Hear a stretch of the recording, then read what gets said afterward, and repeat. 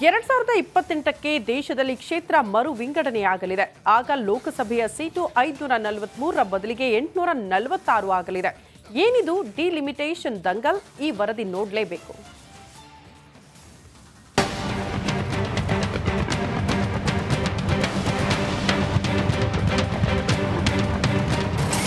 ದಕ್ಷಿಣ ರಾಜ್ಯಗಳಿಗೆ ಕ್ಷೇತ್ರ ಮರುವಿಂಗಡಣೆ ಭಯ,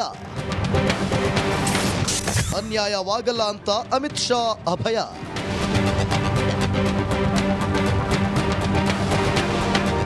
ಎರಡು 2028ರ ಹೊತ್ತಲ್ಲಿ ಲೋಕಸಭಾ ಕ್ಷೇತ್ರಗಳ ಪುನರ್ ವಿಂಗಡಣೆ ಆಗಲಿದೆ. ಜನಸಂಖ್ಯೆಯ ಮೇಲೆ ಕ್ಷೇತ್ರ ಮರುವಿಂಗಡಣೆ ಆದಾಗ ಲೋಕಸಭೆಯ ಸದಸ್ಯರ ಸಂಖ್ಯೆ ಕೂಡ ಹೆಚ್ಚಲಿದೆ. ಅಂದರೆ ಲೋಕಸಭೆಯ ಸೀಟು 543ರ ಬದಲಿಗೆ 846ಕ್ಕೆ ಏರಲಿವೆ. ಆದರೆ ಇದು ದಕ್ಷಿಣ ರಾಜ್ಯಗಳ ಚಿಂತೆಗೆ ಕಾರಣವಾಗಿದೆ. ಜನಸಂಖ್ಯೆ ಆಧಾರದಲ್ಲಿ ಡಿಲಿಮಿಟೇಷನ್ ಆದಾಗ ದಕ್ಷಿಣದ ರಾಜ್ಯಗಳ ಸಂಸದರ ಸಂಖ್ಯೆ ಕಡಿಮೆಯಾಗಲಿದ್ದು, ಉತ್ತರ ಭಾರತೀಯರ ಸಂಖ್ಯೆ ಏರಲಿದೆ ಎಂಬ ಆತಂಕ ಸೃಷ್ಟಿಯಾಗಿದೆ. ತಮಿಳುನಾಡು 8 ಸಂಸದೀಯ ಕ್ಷೇತ್ರಗಳನ್ನು ಕಳೆದುಕೊಳ್ಳಲಿದೆ ಎಂದು ಮುಖ್ಯಮಂತ್ರಿ MK ಸ್ಟಾಲಿನ್ ಆರೋಪ ಮಾಡಿದ್ದಾರೆ. ಆದರೆ ಆ ಆರೋಪಗಳು ಸುಳ್ಳು ಎಂದು ಕೇಂದ್ರ ಗೃಹ ಸಚಿವ ಅಮಿತ್ ಶಾ ತಿರುಗೇಟು ನೀಡಿದ್ದಾರೆ.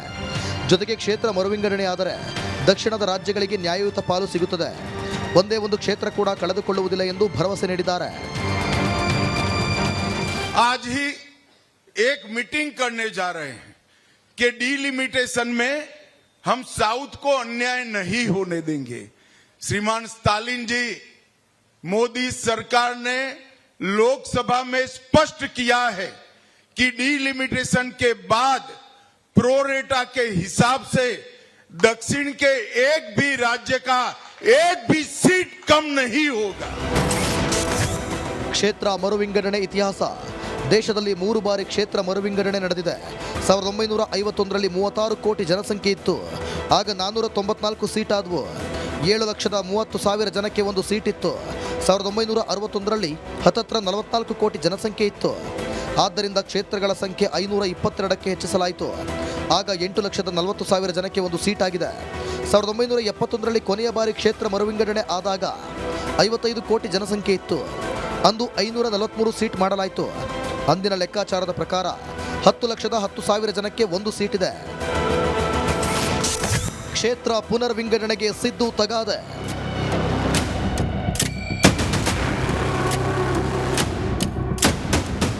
ಕೇಂದ್ರ ಪುನರ್ ವಿಂಗಡಣೆಗೆ ತಮಿಳುನಾಡು ಸಿಎಂ ಸ್ಟಾಲಿನ್ ಬಳಿಕ ಸಿಎಂ ಸಿದ್ದರಾಮಯ್ಯ ಕೂಡ ಆಕ್ಷೇಪಣೆ ವ್ಯಕ್ತಪಡಿಸಿದ್ದಾರೆ. ಅಮಿತ್ ಶಾ ವಿರುದ್ಧ ಅಸಮಾಧಾನ ಹೊರಹಾಕಿದ್ದು ಸಿದ್ದು ಹೋರಾಟದ ಎಚ್ಚರಿಕೆ ನೀಡಿದ್ದಾರೆ. ಪುನರ್ ವಿಂಗಡಣೆಗೆ ವಿರೋಧ. ಇತ್ತೀಚಿನ ಜನಸಂಖ್ಯೆ ಅನುಪಾತದಲ್ಲಿ ಕ್ಷೇತ್ರ ಮರುವಿಂಗಡಣೆ ನಡೆದರೆ ದಕ್ಷಿಣದ ರಾಜ್ಯಗಳಿಗೆ ಅನ್ಯಾಯ ಕಟ್ಟಿಟ್ಟ ಬುತ್ತಿಯಾಗಲಿದೆ. ಇತ್ತೀಚಿನ ಜನಗಣತಿಯನ್ನು ಆಧರಿಸಿ ಕ್ಷೇತ್ರ ಮರುವಿಂಗಡಣೆ ನಡೆದರೆ ಕರ್ನಾಟಕದ ಲೋಕಸಭಾ ಕ್ಷೇತ್ರಗಳ ಸಂಖ್ಯೆ 28ರಿಂದ 26ಕ್ಕೆ ಇಳಿಯುವ ಸಾಧ್ಯತೆ ಇದೆ. ಇದೇ ರೀತಿ ಆಂಧ್ರ ಪ್ರದೇಶದ ಲೋಕಸಭಾ ಕ್ಷೇತ್ರಗಳ ಸಂಖ್ಯೆ 42ರಿಂದ 34, ಕೇರಳದ ಸಂಖ್ಯೆ 20ರಿಂದ 12ಕ್ಕೆ, ತಮಿಳುನಾಡಿನ ಸಂಖ್ಯೆ 39ರಿಂದ 31ಕ್ಕೆ ಇಳಿಯಲಿದೆ. ಆದರೆ ಉತ್ತರ ಪ್ರದೇಶದ ಲೋಕಸಭಾ ಕ್ಷೇತ್ರಗಳ ಸಂಖ್ಯೆ 80ರಿಂದ 91, ಬಿಹಾರದ ಸಂಖ್ಯೆ 40ರಿಂದ 50, ಮಧ್ಯಪ್ರದೇಶದ ಸಂಖ್ಯೆ 29ರಿಂದ 33ಕ್ಕೆ ಏರಿಕೆಯಾಗಲಿದೆ. ಡಿಲಿಮಿಟೇಷನ್ ಇನ್ನೂ ಶುರುವಾಗಿಲ್ಲ, ಆದರೆ ಡಿಲಿಮಿಟೇಷನ್ ವಾರ್ ಈಗಾಗಲೇ ಶುರುವಾಗಿದೆ. ಇದು ಉತ್ತರ ಮತ್ತು ದಕ್ಷಿಣ ಕದನಕ್ಕೂ ಕಾರಣವಾಗಿದೆ. News desk. 2028ಕ್ಕೆ ದೇಶದಲ್ಲಿ ಕ್ಷೇತ್ರ ಮರು ವಿಂಗಡಣೆಯಾಗಲಿದೆ. ಆಗ ಲೋಕಸಭೆಯ ಸೀಟು 543ರ ಬದಲಿಗೆ 846 ಆಗಲಿದೆ. ಏನಿದು ಡಿಲಿಮಿಟೇಷನ್ ದಂಗಲ್? ಈ ವರದಿ ನೋಡಲೇಬೇಕು.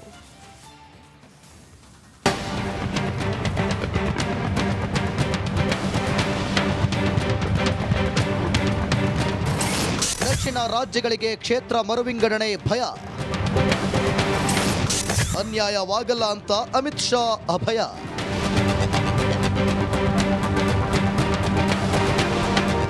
ಎರಡು 2028ರ ಹೊತ್ತಲ್ಲಿ ಲೋಕಸಭಾ ಕ್ಷೇತ್ರಗಳ ಪುನರ್ ವಿಂಗಡಣೆ ಆಗಲಿದೆ. ಜನಸಂಖ್ಯೆಯ ಮೇಲೆ ಕ್ಷೇತ್ರ ಮರುವಿಂಗಡಣೆ ಆದಾಗ ಲೋಕಸಭೆಯ ಸದಸ್ಯರ ಸಂಖ್ಯೆ ಕೂಡ ಹೆಚ್ಚಲಿದೆ. ಅಂದರೆ ಲೋಕಸಭೆಯ ಸೀಟು 543ರ ಬದಲಿಗೆ 846ಕ್ಕೆ ಏರಲಿವೆ. ಆದರೆ ಇದು ದಕ್ಷಿಣ ರಾಜ್ಯಗಳ ಚಿಂತೆಗೆ ಕಾರಣವಾಗಿದೆ. ಜನಸಂಖ್ಯೆ ಆಧಾರದಲ್ಲಿ ಡಿಲಿಮಿಟೇಷನ್ ಆದಾಗ ದಕ್ಷಿಣದ ರಾಜ್ಯಗಳ ಸಂಸದರ ಸಂಖ್ಯೆ ಕಡಿಮೆಯಾಗಲಿದ್ದು, ಉತ್ತರ ಭಾರತೀಯರ ಸಂಖ್ಯೆ ಏರಲಿದೆ ಎಂಬ ಆತಂಕ ಸೃಷ್ಟಿಯಾಗಿದೆ. ತಮಿಳುನಾಡು 8 ಸಂಸದೀಯ ಕ್ಷೇತ್ರಗಳನ್ನು ಕಳೆದುಕೊಳ್ಳಲಿದೆ ಎಂದು ಮುಖ್ಯಮಂತ್ರಿ MK ಸ್ಟಾಲಿನ್ ಆರೋಪ ಮಾಡಿದ್ದಾರೆ. ಆದರೆ ಆ ಆರೋಪಗಳು ಸುಳ್ಳು ಎಂದು ಕೇಂದ್ರ ಗೃಹ ಸಚಿವ ಅಮಿತ್ ಶಾ ತಿರುಗೇಟು ನೀಡಿದ್ದಾರೆ. ಜೊತೆಗೆ ಕ್ಷೇತ್ರ ಮರುವಿಂಗಡಣೆ ಆದರೆ ದಕ್ಷಿಣದ ರಾಜ್ಯಗಳಿಗೆ ನ್ಯಾಯಯುತ ಪಾಲು ಸಿಗುತ್ತದೆ, ಒಂದೇ ಒಂದು ಕ್ಷೇತ್ರ ಕೂಡ ಕಳೆದುಕೊಳ್ಳುವುದಿಲ್ಲ ಎಂದು ಭರವಸೆ ನೀಡಿದ್ದಾರೆ. आज ही एक मीटिंग करने जा रहे हैं कि डीलिमिटेशन में हम साउथ को अन्याय नहीं होने देंगे। श्रीमान स्टालिन जी, मोदी सरकार ने लोकसभा में स्पष्ट किया है कि डीलिमिटेशन के बाद प्रोरेटा के हिसाब से दक्षिण के एक भी राज्य का एक भी सीट कम नहीं होगा। ಕ್ಷೇತ್ರ ಮರುವಿಂಗಡಣೆ ಇತಿಹಾಸ. ದೇಶದಲ್ಲಿ 3 ಬಾರಿ ಕ್ಷೇತ್ರ ಮರುವಿಂಗಡಣೆ ನಡೆದಿದೆ. 1951ರಲ್ಲಿ 36 ಕೋಟಿ ಜನಸಂಖ್ಯೆ ಇತ್ತು. ಆಗ 494 ಸೀಟ್ ಆದವು. 7,30,000 ಜನಕ್ಕೆ ಒಂದು ಸೀಟ್ ಇತ್ತು. 1961ರಲ್ಲಿ ಹತ್ತತ್ರ 44 ಕೋಟಿ ಜನಸಂಖ್ಯೆ ಇತ್ತು. ಆದ್ದರಿಂದ ಕ್ಷೇತ್ರಗಳ ಸಂಖ್ಯೆ 522ಕ್ಕೆ ಹೆಚ್ಚಿಸಲಾಯಿತು. ಆಗ 8,40,000 ಜನಕ್ಕೆ ಒಂದು ಸೀಟ್ ಆಗಿದೆ. 1971ರಲ್ಲಿ ಕೊನೆಯ ಬಾರಿ ಕ್ಷೇತ್ರ ಮರುವಿಂಗಡಣೆ ಆದಾಗ 55 ಕೋಟಿ ಜನಸಂಖ್ಯೆ ಇತ್ತು. ಅಂದು 543 ಸೀಟ್ ಮಾಡಲಾಯಿತು. ಅಂದಿನ ಲೆಕ್ಕಾಚಾರದ ಪ್ರಕಾರ 10,10,000 ಜನಕ್ಕೆ ಒಂದು ಸೀಟ್ ಇದೆ. ಕ್ಷೇತ್ರ ಪುನರ್ವಿಂಗಡಣೆಗೆ ಸಿದ್ದು ತಗಾದೆ.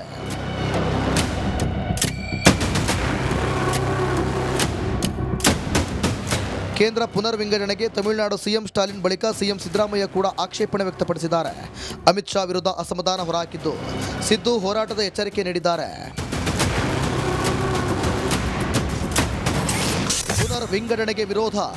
ಇತ್ತೀಚಿನ ಜನಸಂಖ್ಯೆ ಅನುಪಾತದಲ್ಲಿ ಕ್ಷೇತ್ರ ಮರುವಿಂಗಡಣೆ ನಡೆದರೆ ದಕ್ಷಿಣದ ರಾಜ್ಯಗಳಿಗೆ ಅನ್ಯಾಯ ಕಟ್ಟಿಟ್ಟ ಬುತ್ತಿಯಾಗಲಿದೆ. ಇತ್ತೀಚಿನ ಜನಗಣತಿಯನ್ನು ಆಧರಿಸಿ ಕ್ಷೇತ್ರ ಮರುವಿಂಗಡಣೆ ನಡೆದರೆ ಕರ್ನಾಟಕದ ಲೋಕಸಭಾ ಕ್ಷೇತ್ರಗಳ ಸಂಖ್ಯೆ 28ರಿಂದ 26ಕ್ಕೆ ಇಳಿಯುವ ಸಾಧ್ಯತೆ ಇದೆ. ಇದೇ ರೀತಿ ಆಂಧ್ರ ಪ್ರದೇಶದ ಲೋಕಸಭಾ ಕ್ಷೇತ್ರಗಳ ಸಂಖ್ಯೆ 42ರಿಂದ 34, ಕೇರಳದ ಸಂಖ್ಯೆ 20ರಿಂದ 12ಕ್ಕೆ, ತಮಿಳುನಾಡಿನ ಸಂಖ್ಯೆ 39ರಿಂದ 31ಕ್ಕೆ ಇಳಿಯಲಿದೆ.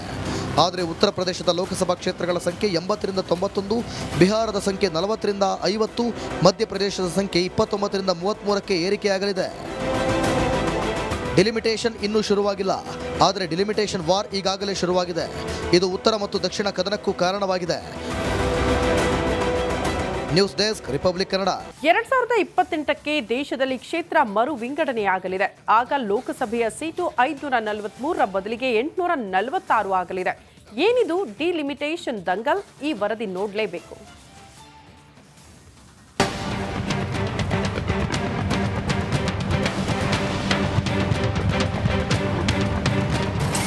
ದಕ್ಷಿಣ ರಾಜ್ಯಗಳಿಗೆ ಕ್ಷೇತ್ರ ಮರುವಿಂಗಡಣೆ ಭಯ.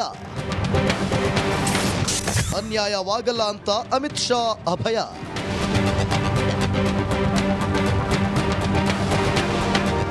ಎರಡು 2028ರ ಹೊತ್ತಲ್ಲಿ ಲೋಕಸಭಾ ಕ್ಷೇತ್ರಗಳ ಪುನರ್ವಿಂಗಡಣೆ ಆಗಲಿದೆ.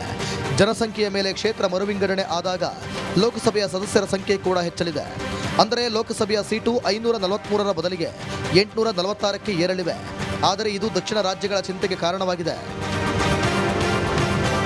ಜನಸಂಖ್ಯೆ ಆಧಾರದಲ್ಲಿ ಡಿಲಿಮಿಟೇಷನ್ ಆದಾಗ ದಕ್ಷಿಣದ ರಾಜ್ಯಗಳ ಸಂಸದರ ಸಂಖ್ಯೆ ಕಡಿಮೆಯಾಗಲಿದ್ದು ಉತ್ತರ ಭಾರತೀಯರ ಸಂಖ್ಯೆ ಏರಲಿದೆ ಎಂಬ ಆತಂಕ ಸೃಷ್ಟಿಯಾಗಿದೆ. ತಮಿಳುನಾಡು 8 ಸಂಸದೀಯ ಕ್ಷೇತ್ರಗಳನ್ನು ಕಳೆದುಕೊಳ್ಳಲಿದೆ ಎಂದು ಮುಖ್ಯಮಂತ್ರಿ ಎಂಕೆ ಸ್ಟಾಲಿನ್ ಆರೋಪ ಮಾಡಿದ್ದಾರೆ. ಆದರೆ ಆ ಆರೋಪಗಳು ಸುಳ್ಳು ಎಂದು ಕೇಂದ್ರ ಗೃಹ ಸಚಿವ ಅಮಿತ್ ಶಾ ತಿರುಗೇಟು ನೀಡಿದ್ದಾರೆ. ಜೊತೆಗೆ ಕ್ಷೇತ್ರ ಮರುವಿಂಗಡಣೆ ಆದರೆ ದಕ್ಷಿಣದ ರಾಜ್ಯಗಳಿಗೆ ನ್ಯಾಯಯುತ ಪಾಲು ಸಿಗುತ್ತದೆ, ಒಂದೇ ಒಂದು ಕ್ಷೇತ್ರ ಕೂಡ ಕಳೆದುಕೊಳ್ಳುವುದಿಲ್ಲ ಎಂದು ಭರವಸೆ ನೀಡಿದ್ದಾರೆ. एक मीटिंग करने जा रहे हैं कि डीलिमिटेशन में हम साउथ को अन्याय नहीं होने देंगे। श्रीमान स्टालिन जी, मोदी सरकार ने लोकसभा में स्पष्ट किया है कि डीलिमिटेशन के बाद प्रोरेटा के हिसाब से दक्षिण के एक भी राज्य का एक भी सीट कम नहीं होगा। ಕ್ಷೇತ್ರ ಮರುವಿಂಗಡಣೆ ಇತಿಹಾಸ. ದೇಶದಲ್ಲಿ 3 ಬಾರಿ ಕ್ಷೇತ್ರ ಮರುವಿಂಗಡಣೆ ನಡೆದಿದೆ. 1951ರಲ್ಲಿ 36 ಕೋಟಿ ಜನಸಂಖ್ಯೆ ಇತ್ತು. ಆಗ 494 ಸೀಟ್ ಆದವು. 7,30,000 ಜನಕ್ಕೆ ಒಂದು ಸೀಟ್ ಇತ್ತು. 1961ರಲ್ಲಿ ಹತ್ತತ್ರ 44 ಕೋಟಿ ಜನಸಂಖ್ಯೆ ಇತ್ತು. ಆದ್ದರಿಂದ ಕ್ಷೇತ್ರಗಳ ಸಂಖ್ಯೆ 522ಕ್ಕೆ ಹೆಚ್ಚಿಸಲಾಯಿತು. ಆಗ 8,40,000 ಜನಕ್ಕೆ ಒಂದು ಸೀಟ್ ಆಗಿದೆ. 1971ರಲ್ಲಿ ಕೊನೆಯ ಬಾರಿ ಕ್ಷೇತ್ರ ಮರುವಿಂಗಡಣೆ ಆದಾಗ 55 ಕೋಟಿ ಜನಸಂಖ್ಯೆ ಇತ್ತು. ಅಂದು 543 ಸೀಟ್ ಮಾಡಲಾಯಿತು. ಅಂದಿನ ಲೆಕ್ಕಾಚಾರದ ಪ್ರಕಾರ 10,10,000 ಜನಕ್ಕೆ ಒಂದು ಸೀಟ್ ಇದೆ. ಕ್ಷೇತ್ರ ಪುನರ್ವಿಂಗಡಣೆಗೆ ಸಿದ್ದು ತಗಾದೆ.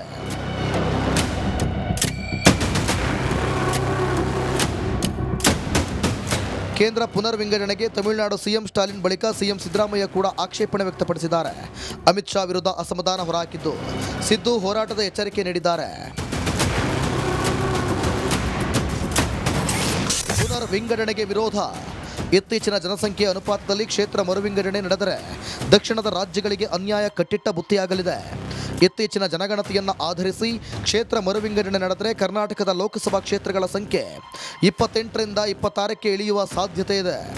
ಇದೇ ರೀತಿ ಆಂಧ್ರ ಪ್ರದೇಶದ ಲೋಕಸಭಾ ಕ್ಷೇತ್ರಗಳ ಸಂಖ್ಯೆ 42ರಿಂದ 34, ಕೇರಳದ ಸಂಖ್ಯೆ 20ರಿಂದ 12ಕ್ಕೆ, ತಮಿಳುನಾಡಿನ ಸಂಖ್ಯೆ 39ರಿಂದ 31ಕ್ಕೆ ಇಳಿಯಲಿದೆ. ಆದರೆ ಉತ್ತರ ಪ್ರದೇಶದ ಲೋಕಸಭಾ ಕ್ಷೇತ್ರಗಳ ಸಂಖ್ಯೆ 80ರಿಂದ 91, ಬಿಹಾರದ ಸಂಖ್ಯೆ 40ರಿಂದ 50, ಮಧ್ಯಪ್ರದೇಶದ ಸಂಖ್ಯೆ 29ರಿಂದ 33ಕ್ಕೆ ಏರಿಕೆಯಾಗಲಿದೆ. ಡಿಲಿಮಿಟೇಷನ್ ಇನ್ನೂ ಶುರುವಾಗಿಲ್ಲ, ಆದರೆ ಡಿಲಿಮಿಟೇಷನ್ ವಾರ್ ಈಗಾಗಲೇ ಶುರುವಾಗಿದೆ. ಇದು ಉತ್ತರ ಮತ್ತು ದಕ್ಷಿಣ ಕದನಕ್ಕೂ ಕಾರಣವಾಗಿದೆ. News desk, Republic Kannada.